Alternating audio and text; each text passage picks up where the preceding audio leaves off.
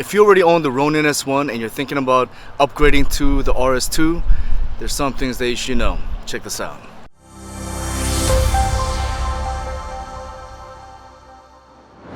What's up guys, Myung here from Camera to Freedom, and the biggest question I had when it came to the RS2 when it first came out was that if you own the Ronin S1, is it worth spending the $1,000 to get the RS2? And so I looked at a bunch of YouTube videos out there and everybody said the same thing. They talked about how amazing the gimbal was, but if you own the RS1, there's really no need to spend $1,000 to get the RS2. So for the longest of time, I decided not to upgrade. This is what I was stuck with, but my wife was gracious enough to gift me the RS2 a couple weeks ago, and I love it. I love it. If I knew how good this thing was from the beginning it was first released and how good it felt in my hands and my workflow and everything, I would have upgraded right away. It's such a joy using this gimbal. So this video is not going to be a review about this gimbal or details, specs and things like that. It's just what are the features that is very useful for me, and it might be for you too. I mean, if you're like me and you shoot weddings all day, real estate and events, and you're holding your gimbal all day, the weight of this RS1 with the camera, with the external monitor, battery and other accessories, man, after a couple of minutes it's just tiring. So I look at this guy and I'm just like, some days I'm just like, no, not today, RS1. I think I'm gonna go with somebody else. So then I do have an AK2000 that's smaller that I've been using on the days that I know I'm gonna be shooting all day and that I don't really want to hold the big Ronin S1. This RS2 is light. It's super light. I mean, it's lighter than my AK2000, or at least it feels like it. I actually haven't weighed it on a scale or anything like that, but it feels lighter. It's made out of carbon fiber. It's got plastic, high quality plastic. Everything just seems it's worth the $1,000, and it's got features that is so useful that I wish, I don't know why they didn't come out with a beginning, but you know, now that they did come out with it, I feel like I just can't go back to the Ronin S1. So I'm going to talk about those features that is very, very important for someone like me who has to use a gimbal all day. So obviously the first one was the weight, right? How light it is. And it's so great because you don't even have to use an external monitor with this external monitor with a Sony battery. It kind of weighs, that battery is kind of heavy. If you have the Raven Eye, that's an additional $170, $200 or so, you could use your phone as an HDMI monitor. So, and on top of that, not only can you use it as a monitor, it unlocks a lot of features like active tracking that makes using your gimbal super fun. So with my drone Mavic Air 2, I use active tracking a lot when I do real estate video shoots. I would click and drag and highlight the house, and then I could go around or do all this diagonal movement, and the camera will maintain the house in the middle. So you get this dramatic looking shots that you normally can't get if you were to just freestyle fly your drone. It's super smooth and mechanical. Now with a gimbal, you can do the same thing with the Raven Eye. You could click on it, highlight a house, and then just walk around, and it'll just maintain that shot, keep that house right in the middle, or any subject for the matter. So I actually don't have the Raven Eye yet, but I'm hoping to get it soon. Hopefully my wife will buy it for me. And I'm gonna mess around with it. I just know about it, but once I do get it, I'll definitely make a video about it and share the cool things I can get. So since I do shoot a lot of real estate video, I do want to share at the end of this video the latest real estate video that I made with this gimbal. And I used zero stabilization effect in Premiere, in editing, because mostly every time when I do shoot with the Ronin S1, there will be maybe 10% of the footages that I would have to apply the stabilization. Of course, it's user error. I'm probably not being as smooth as I could be, but you know, when you're in a rush, when you're working all day and you're tired and you got to get your work done, you got to go to the next house, so time is of the essence. So it is important that you get your work and get your shot done quickly. So with the Ronin S1, everything was just slow, right? I didn't really like using the Ronin S1 too much, even though I had to, because every time you set up your gimbal, you have to balance it all the time. Put your camera in there and then balance it, find your setting, and try to see if you can remember what number you were at. And I don't know about you, but for me, I never want to remember what number I'm at. I think I'm at somewhere number 4 or 5, whatever. I just didn't want to remember it.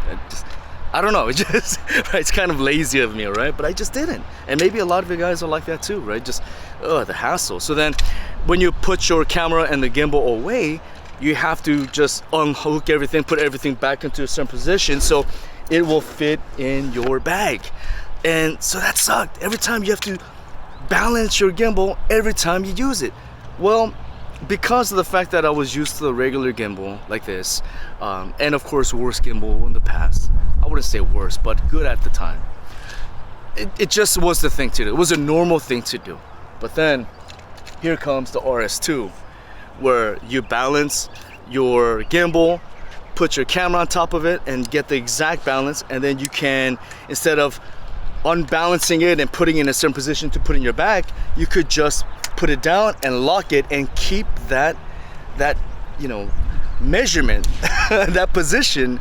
So the next time you're ready to shoot, all you do is just unlock this little hooks right here, unlock this thing, whatever it's called, and then you just get into position, put your camera on top of it, and then you're ready to go right away. And then when you put it away, boom, you just put that little lock on it and you are locked, and this thing will fit in your bag as is.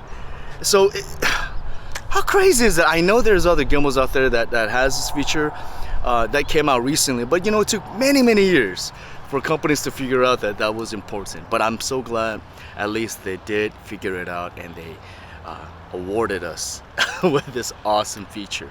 And look how small the bag is, right? So you put it away in this tiny cool little bag. This is small, it's tiny, and it looks cool. I got a little strap on it, I mean, come on, I'm ready to go. It just looks nice and clean. You could even take your gimbal out and use it as a lunch belt. Look how nice that is. But the Ronin S1 bag, this is crazy. I mean, yes, it looks like it will protect your gimbal at all costs, but look how huge this thing is, and super uncomfortable to carry. There's no strap. And I know you could go out and buy bags for the Ronin S1, but if it already comes with a bag, then you don't really want to waste your money and get something else. So you kind of feel, well, I felt like I got stuck with this bag in case. And I hate carrying this because it's uncomfortable to carry when you already have a bunch of other gears in your shoulder, and you have to just carry this and everyone's looking at you, looking all crazy. You definitely cannot walk around with this thing without being noticed. So I'm so glad that DJI hooked us up with a dope bag. So this is very neat. That's important. So another feature that I really love about this gimbal is that it also has a meter. It's a little green meter that tells you if each of your axes here is balanced. The green meter will go up and down and center right when you are properly balanced. And yes, of course, we're used to balancing it just by making sure that the camera is leveled and it doesn't move around too much and so on. But it's just so reassuring knowing that on top of balancing it with your eyes, you could the way it balances on top of your gimbal, you could also look at the meter to just give you that reassurance that it is 100% balanced. So that way your battery lasts longer and all the movement is a lot smoother. So I love that about this gimbal. So this is the most smooth gimbal I have ever used. This is definitely one of my favorite for sure. So another thing that I really love about this is that the battery, check this out. So you could actually, for this one, take out the battery and just charge this thing. This is just a stand on the bottom. And you could just charge this thing, and then you could just plug it back in and you're good to go. With a Ronin S1, you have to leave it all plugged in together so that you could charge it. And the crazy thing is you put the charger here, and then the battery's on the bottom. Right, you would think that you could charge it, but you have to connect it together to charge this battery. So I guess they figured it out after they built it, like, wait a minute, we did this wrong. So, it wasn't a big deal, but, it seems like as if DJI made this gimbal to be the most perfect gimbal ever. Another feature that really I was impressed with, is that it's got a handful of hotkeys.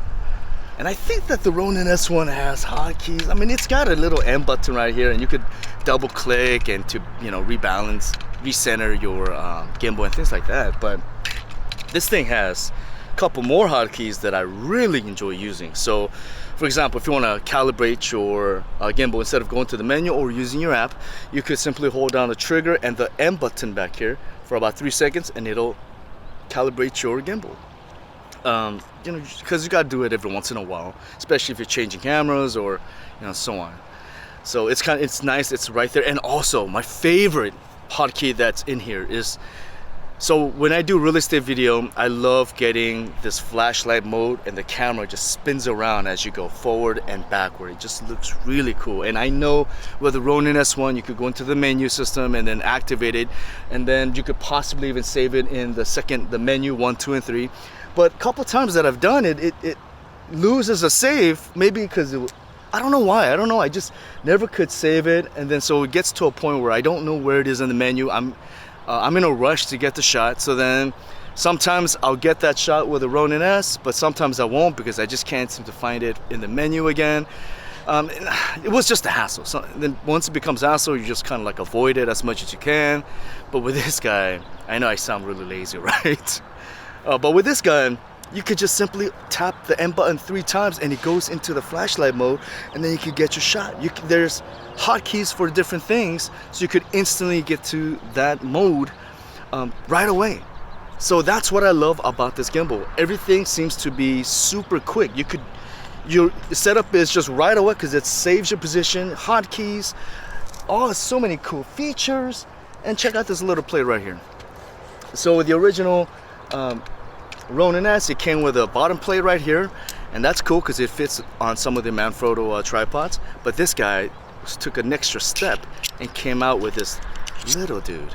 So if you have your camera positioned and you have this tripod, which I actually don't know the name of it, but I was told that it's Manfrotto company makes this kind of tripods.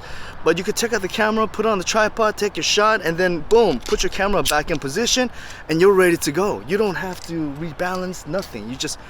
And that's what's so important when you do what I do, right? Just shooting weddings and events. You have no time for setups, and you have no time to, you know, slow things down. You need your gears to be ready and go, or else you're gonna miss important moments at that event. So thank you, DJI, for just amping this up to the next level for sure.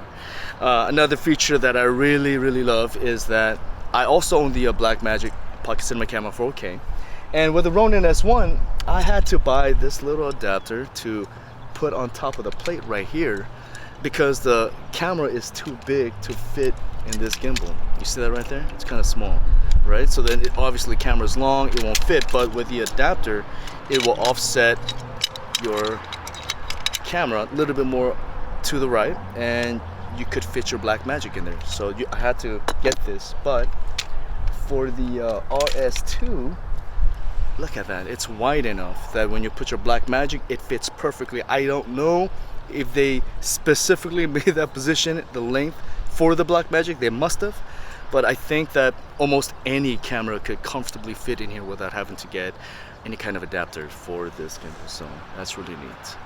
So guys, that concludes my video. I do have a real estate video that if you want to check out just how awesome this thing works without stabilization applied afterwards. The shots, every shot that you see in this video is right straight out of the camera. Of course, I'm using a GH5 and it does have an amazing stabilization to help with the stabilization of the gimbal, but still, I mean, I don't have to apply effects. It seems like 99% of the time it's super smooth. So check it out. If you guys have watched this video all the way to the end, I definitely appreciate you. If you haven't already, please hit the subscribe button. Thank you so much for watching. And also, I just wanted to say real quickly, if you can sign up below to camera www.cameratofreedom.com and just put your email address in there. I would love to send you like free tutorials and share more information about videos and photos and drones and things like that, and just kind of just help everybody just grow together, you know, with this knowledge that we have. Can't die, you know, without spreading the knowledge, right? So anyways, thank you, and I'll see you next time.